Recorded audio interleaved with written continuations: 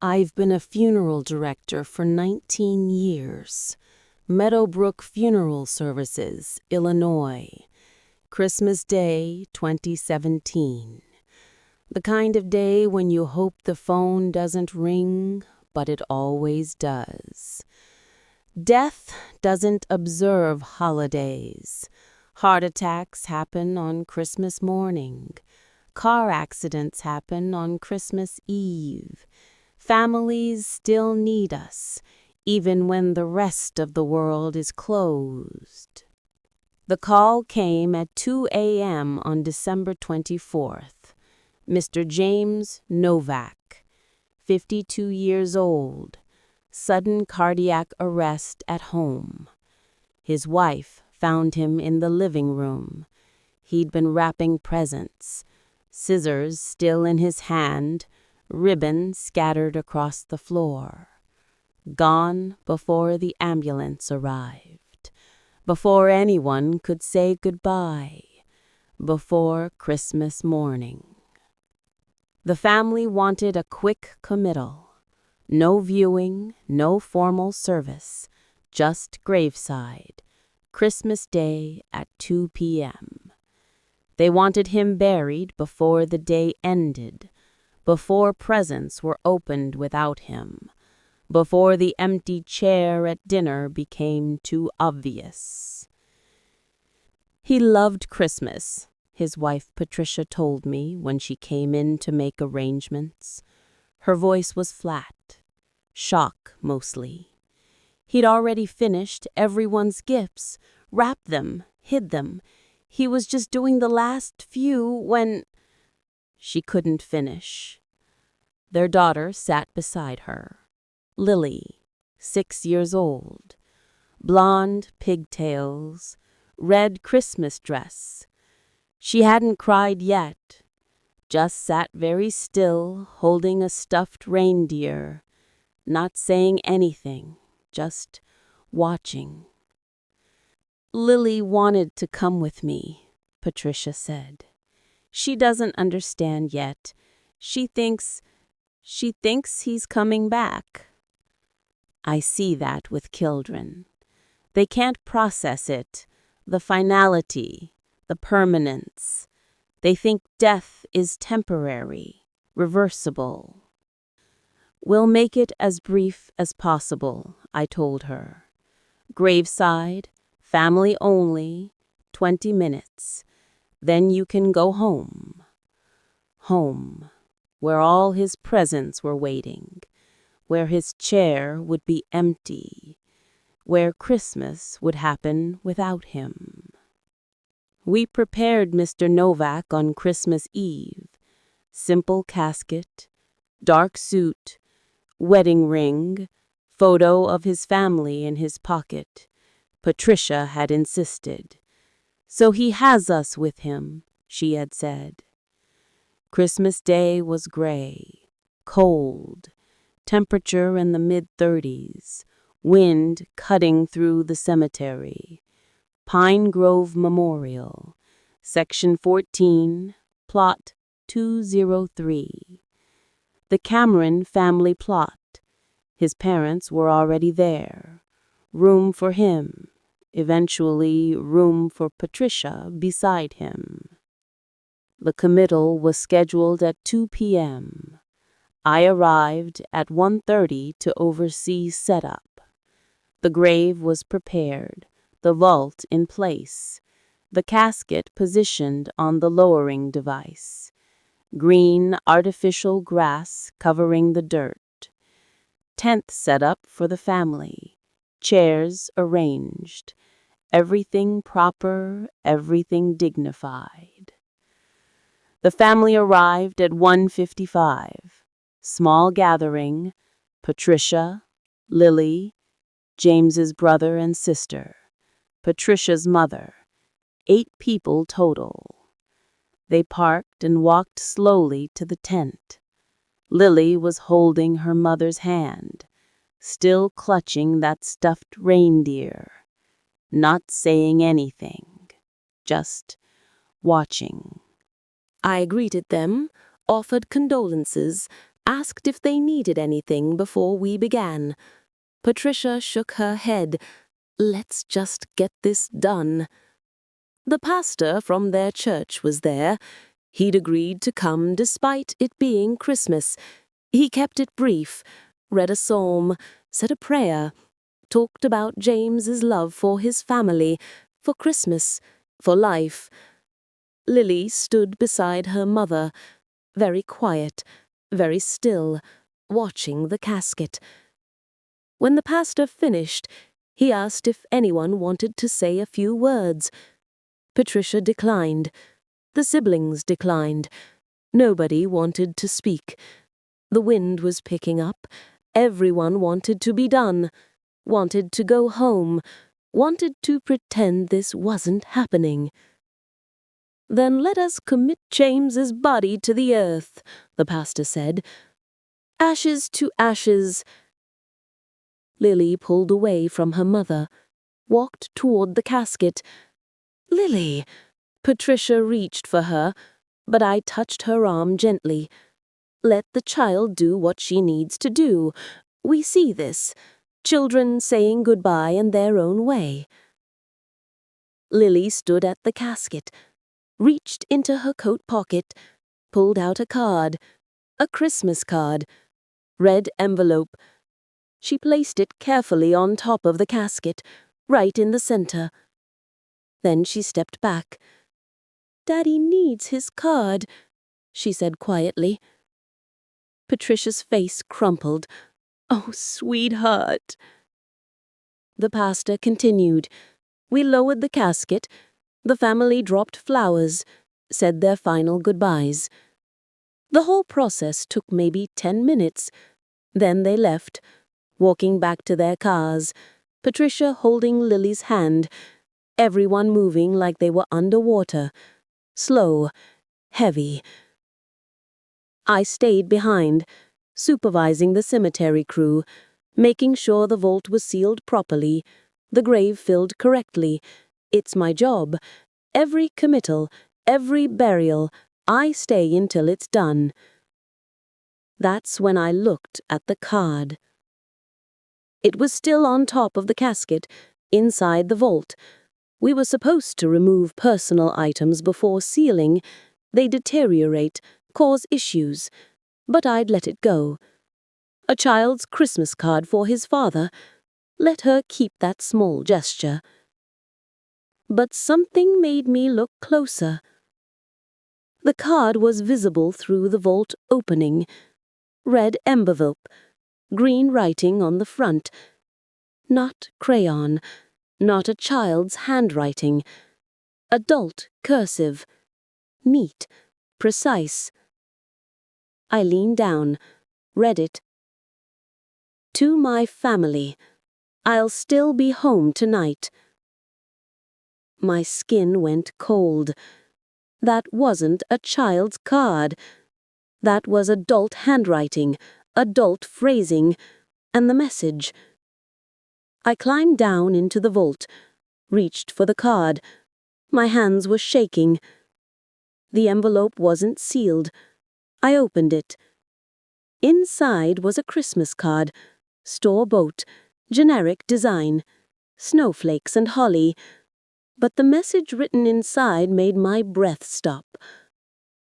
Don't worry, I'll still be home tonight, just like I promised.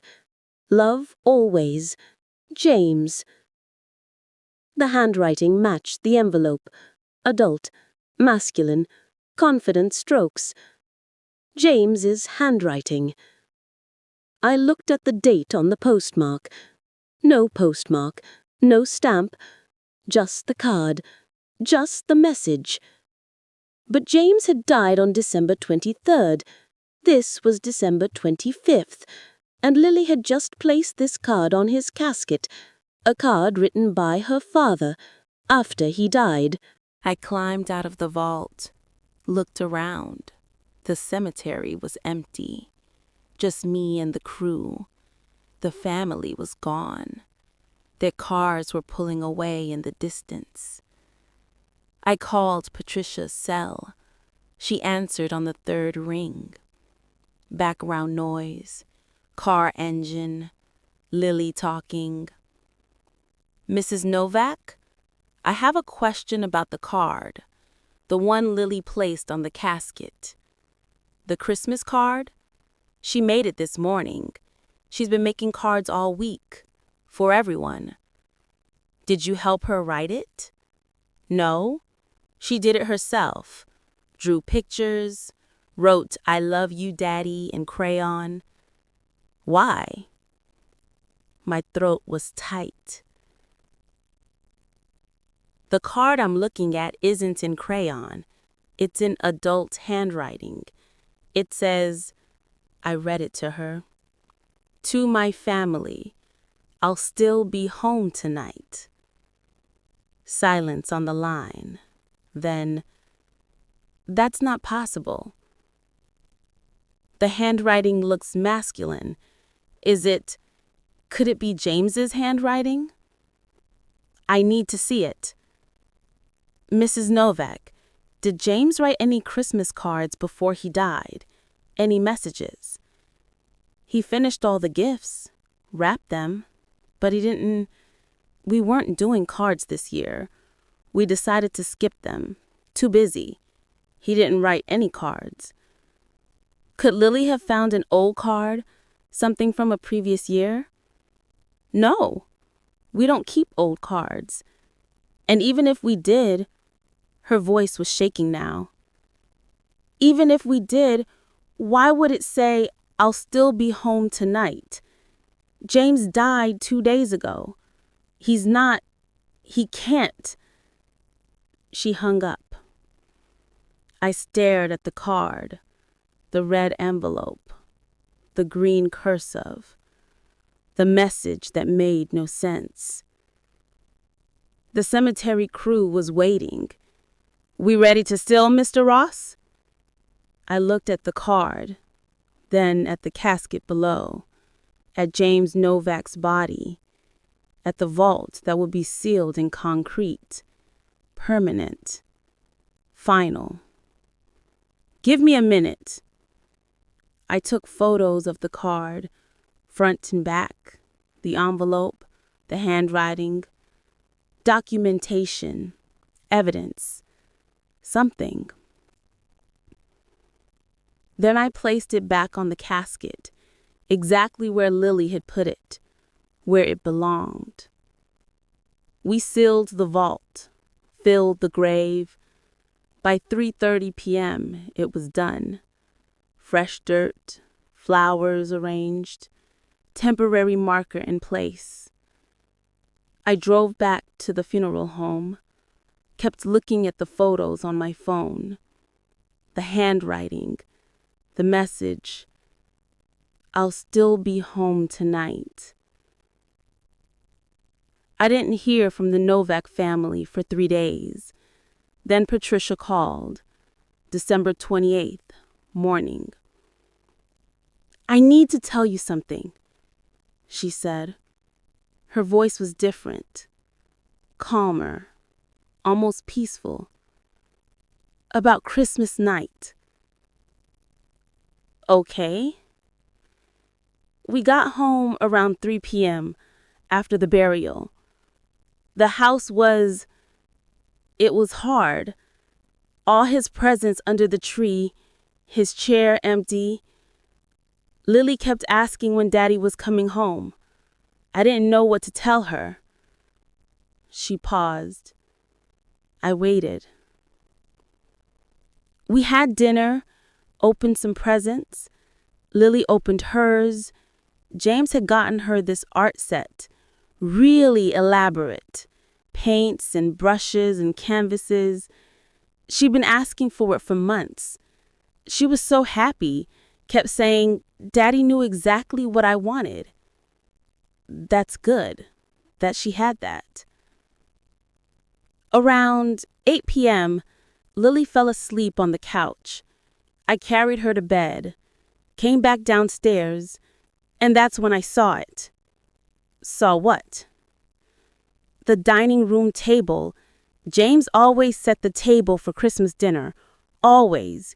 It was his thing. He'd use the good china, the crystal glasses, make it special. But this year, obviously, he hadn't. He'd die before he could. My skin was prickling. What did you see? The table was set.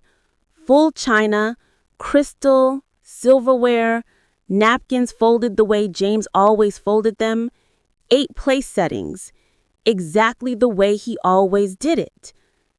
Who said it? No one. I'd been in the dining room an hour ago. The table was empty, just the wood surface. And then, after Lily fell asleep, it was set, complete, perfect, like James had done it. I didn't say anything, couldn't. I called my mother, my brother-in-law, asked if they'd come over, played a joke, set the table. They hadn't. They thought I was losing it. Maybe I am, but I saw it. The table was set. Did you take photos? Yes, I can send them if you want. But that's not why I called. I called because I found something on my pillow when I went to bed. What did you find? A Christmas card, red envelope, green writing. The same handwriting from the card Lily gave you, from the card at the burial. My hands were shaking. What did it say? It said, I told you I'd be home tonight. I love you, always. James. She was crying now, soft, quiet. He came home, just like the card said, just like he promised. He set the table. He left me a message. He came home for Christmas. Mrs. Novak, I know how this sounds. I know you think I'm grief-stricken, that I'm imagining things. But I'm not. The table was set. The card was there. And Lily, this morning she told me she had a dream. She said Daddy came into her room last night, kissed her forehead, told her he loved her, told her he'd always watch over her. Children dream. She said he smelled like his cologne, the one I gave him last Christmas. She said his hand was cold when he touched her cheek. But it was him, she was certain.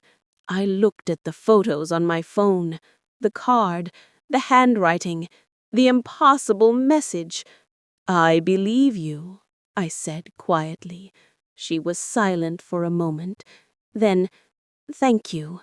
That's all I needed. Someone to believe me. She hung up.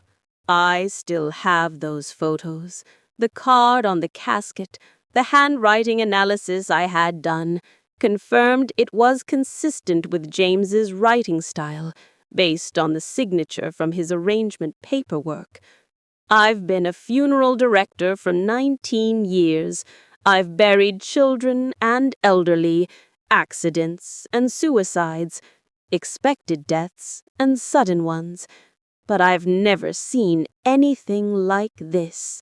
A card written after death, placed by a child who didn't write it. A message that came true. I'll still be home tonight, even though the body was 6 feet underground. Some people say it's impossible, grief-induced delusions, coincidence. But I held that card. I saw the handwriting. I spoke to Patricia. I heard about the table, the dream, the presents. And I think about James Novak, wrapping presents, scissors in hand, gone in an instant, before goodbyes, before Christmas. Maybe death isn't always final. Maybe love is stronger than we think. Maybe promises, real promises, transcend the grave. Because James Novak promised his family a Christmas together, and even death couldn't stop him from keeping that promise. The card said, I'll still be home tonight.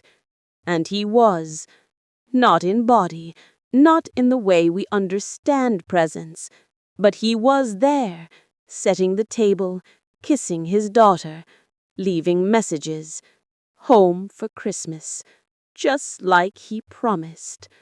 I've never told this story publicly. People wouldn't believe it. But every Christmas since 2017, I think about that red card, that green writing, that impossible message.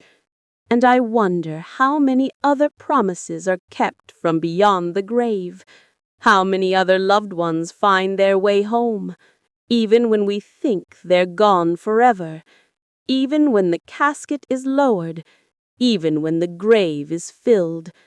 Some promises are stronger than death, some love never ends, and sometimes, just sometimes, the dead come home for Christmas because they promised they would, and promises matter, even after the end. I've been a funeral director for 21 years. Harmony Hill Cemetery, North Carolina. Christmas Eve, 2016. The kind of afternoon where the sky is gray and heavy and everything feels muted. Mr. Walter Green, 74 years old, retired music teacher, died December 20th, heart failure. He'd been declining for months, but he'd held on, made it through Thanksgiving, made it to December. His wife said he was trying to make it to Christmas, almost did. The family wanted a graveside service, Christmas Eve at 3 p.m., small gathering, just close family. The widow, Ellen, their 2 adult children, 3 grandchildren, the minister from their church, maybe 10 people total. Walter wouldn't want a fuss, Ellen told me when we made arrangements. She was 81, thin, steady voice but red eyes, married 56 years. Just simple, quick. He'd want us home for Christmas Eve dinner. That was our tradition. She handed me a folder. These are his favorite hymns, in case the minister wants to reference them. Walter loved music, taught choir for 40 years. Even after he retired, he directed the church choir, up until last month when he got too weak. I looked through the list. Traditional hymns, Silent Night, O Holy Night, Hark the Herald Angels Sing, all the Christmas standards. He had a terrible voice, Ellen said suddenly, a small smile. Absolutely tone-deaf, could barely carry a tune, but he loved to sing, didn't care that he was off-key. He said music was about joy, not perfection. Sounds like a good man. He was, is. She corrected herself quickly. Then, every Christmas Eve, we'd go caroling, just the 2 of us. Walk the neighborhood, sing at people's doors. Terribly. We were awful. The smile widened. But people loved it. They'd invite us in for cookies, hot chocolate. Everyone knew us, the off-key carolers. That's a beautiful tradition. Last year was our last time. He could barely walk by then, but we did it, made it to 5 houses before he needed to rest. He told me, her voice caught. He told me he'd never miss our Christmas caroling. Even if he left first, he'd find a way to sing. I see grief manifesting in many ways. Denial, bargaining. This felt like both. I'm sure he meant that metaphorically, I said gently. Ellen looked at me. Her eyes were clear, present. Did he? Christmas Eve was cold, temperature in the low 40s, wind from the north. The cemetery was officially closed. We'd opened the gates specifically for this service. No other visitors. No other funerals scheduled. Just us and the Green family. Harmony Hills is old, established 1887. Rolling terrain, mature oak trees. The Green plot was in Section C, family plot. Walter's parents were already there, his brother, now him, eventually Ellen beside him. I arrived at 2:30 p.m. to oversee setup. The grave was prepared, vault in place, casket positioned, dark mahogany, simple. His choir director's baton placed inside at Ellen's request. He'll need it where he's going, she'd said. The family arrived at 2:55 p.m., walking slowly from their cars. Ellen supported by her son on one side, daughter on the other, the grandchildren, teenagers, following behind. Everyone in dark coats, respectful, quiet. Minister Davis arrived exactly at 3 p.m. Older gentleman, 70 maybe, carried a worn Bible. He'd known Walter for 30 years. "Shall we begin?" he asked. Ellen nodded. We gathered around the casket. The tent provided some shelter from the wind. I stood at a respectful distance, observing, making sure everything proceeded smoothly. Minister Davis opened his Bible. "We gather today to commend Walter Green to God's eternal care.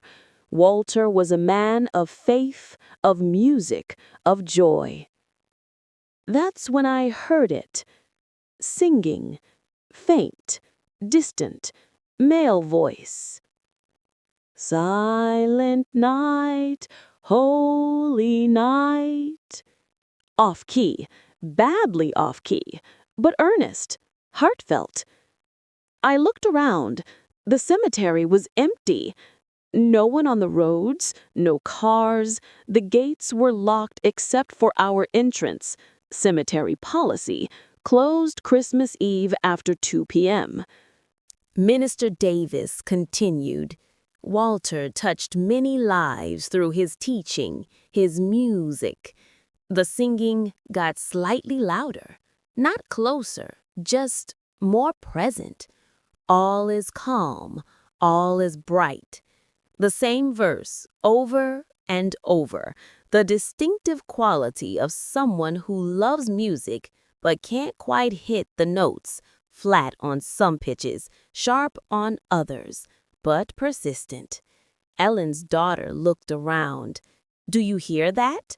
Her brother nodded. "Someone singing." Minister Davis paused. "Perhaps someone visiting a nearby grave?" "Cemeteries closed," I said quietly. "We're the only ones here." But the singing continued. Silent night. The first verse, then starting over. Silent night, holy night. I excused myself, walked away from the gathering, scanned the cemetery, rows of headstones, empty roads, bare trees swaying in the wind. No movement, no people, no cars parked anywhere. The singing was everywhere and nowhere, not directional, not coming from a specific point, just present, filling the air like the wind. I walked the perimeter, checked the locked gates, checked the maintenance building, empty, checked the columbarium, nothing. But I could still hear it, that off-key voice, that same verse, over and over. Silent night, holy night. I returned to the service. Minister Davis had continued. He was reading from Ecclesiastes now. To everything there is a season. The singing didn't stop, didn't get louder, just maintained, a constant background, like someone standing just out of sight, singing the same carol, badly, endlessly. The grandchildren were looking around nervously. Ellen's son was frowning. The daughter was gripping her mother's arm. But Ellen Ellen was smiling, not a sad smile, not a grief-stricken smile, a knowing smile, peaceful, almost amused. Minister Davis finished the scripture. Let us pray. Heavenly Father, the singing changed. Hark the herald angels sing. Different carol, still off-key, still persistent. The voice never tired, never stopped for breath, just sang. Glory to the newborn king. One of the grandchildren, a teenage girl, whispered urgently, Grandma, someone's singing. Ellen patted her hand. I know, sweetheart. But who? Where are they? Ellen looked at the casket, at the dark mahogany, at the closed lid. Your grandfather. The girl's eyes widened. Grandma! Shh! Let him sing. Minister Davis's voice wavered slightly. We commit Walter's body to the ground. Earth to earth, ashes to ashes. O holy night, the stars are brightly shining. Another carol, still off-key, still persistent. The voice never tired, never stopped for breath, just sang. Fall on your knees, oh hear the angel voices. Ellen stepped forward, placed her hand on the casket before it descended completely. Thank you for keeping your promise, Walter. I knew you would. The casket touched the bottom of the vault, settled into place. The workers began attaching the vault lid. The singing stopped. Mid-word, mid-note. Oh, night, silence. Complete, sudden, like someone had turned off a radio. The wind, the rustle of leaves, our breathing, but no singing, no off-key carols, no persistent, joyful voice, just silence. Ellen's daughter was crying, Mom, what was that? That was your father, Ellen said simply, keeping his promise. He said he'd never miss our Christmas caroling, and he didn't. The service concluded. We sealed the vault. The family returned to their cars. Ellen lingered, standing at the grave, looking down at the fresh earth. I approached carefully. Mrs. Green, are you all right? She nodded. Did you hear it? The singing? Yes, I heard it. Do you believe me that it was Walter? I thought about lying, about offering rational explanations. Sound carries strangely in cemeteries, acoustics, wind patterns, psychological phenomena. But I'd walked those grounds. I'd checked every corner. The cemetery was empty. The singing had no source, and it had stopped exactly, precisely, when the coffin touched earth. I believe you heard what you needed to hear, I said carefully. Ellen smiled. That's a diplomatic answer, but I'll tell you what I know. Walter and I caroled together for 56 years, every Christmas Eve, without fail. Even last year, when he could barely stand, he made me promise, made me swear, that if he died, I'd still go caroling, keep the tradition, keep singing. That's beautiful. I told him I couldn't, not without him. It wouldn't be the same, wouldn't be right. She looked at the grave. He said, Then I'll just have to come with you, won't I? I'll find a way. I thought he was being metaphorical, talking about memory, spirit, the way we carried loved ones with us. But I heard him today. We all did. That was his voice. his off-key, terrible, wonderful voice, singing the songs he loved, the songs we sang together. He kept his promise. Mrs. Green, I know you can't officially confirm that. I know you have to be professional, neutral, but I need you to know I'm not crazy. I'm not grief hallucinating. That was Walter, and he sang until his body was in the ground, until the promise was fulfilled, until I knew, absolutely knew, he'd kept his word. She touched my arm lightly. Thank you for not trying to explain it away, for not making me feel foolish. You're not foolish. No, I'm blessed. How many people get a promise kept from beyond death? How many people hear their loved one's voice one more time? I'm blessed. She walked to her car. Her children helped her in. They drove away, back to their Christmas Eve dinner, their traditions, their grief mixed with impossible joy. I stayed behind, supervising the final filling, making sure everything was complete, professional, proper. But I kept listening, waiting, hoping maybe I'd hear it again, that off-key voice, those Christmas carols, that impossible singing. Nothing. Just wind, just silence, just the normal sounds of an empty cemetery on Christmas Eve. I've thought about that day constantly since 2016.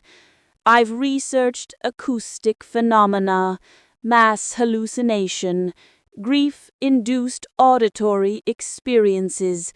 I've read studies, consulted with psychologists, looked for rational explanations.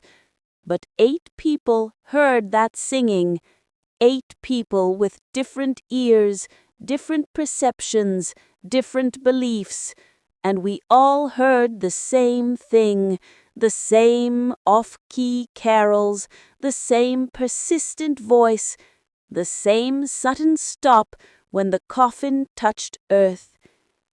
Ellen called me 3 days later, December 27th. I went caroling last night, Christmas Eve, our tradition. I walked the neighborhood, sang at 5 houses, terribly, off-key, alone. How did it feel? I wasn't alone, she said quietly. I heard him, not as clear as at the cemetery, but present, singing with me, off-key in all the same places, making me laugh, making me remember. That's beautiful. He kept his promise, and I'll keep ours. I'll carol every year, and he'll be there. Maybe not the way he was, but there. She paused. Do you think I'm crazy? No, Mrs. Green. I think you're exactly right. I still work funerals, still supervise committal services, still stand at gravesides while families say goodbye. But I listen now, really listen, for sounds that shouldn't be there, for voices that have no source, for promises being kept in impossible ways. Because Walter Green taught me something that gray Christmas Eve in 2016. Love doesn't end at death. Promises transcend the grave. And sometimes, just sometimes, the dead find ways to keep their word. He said he'd never miss their Christmas caroling, even if he left first. And he didn't. He sang Silent Night badly, beautifully, off-key and earnest. He sang, "Hark the herald angels sing, O holy night," all his favorites. He sang until his body was in the ground, until his promise was fulfilled, until his wife knew, absolutely knew, he'd kept his word. Then he stopped, because the promise was complete. But Ellen still hears him every Christmas Eve, when she walks the neighborhood, when she sings at doors, when she carries on their tradition. She hears that off-key voice, that joyful, terrible, wonderful singing, and she knows she's not alone. The dead keep their promises. Love transcends the grave,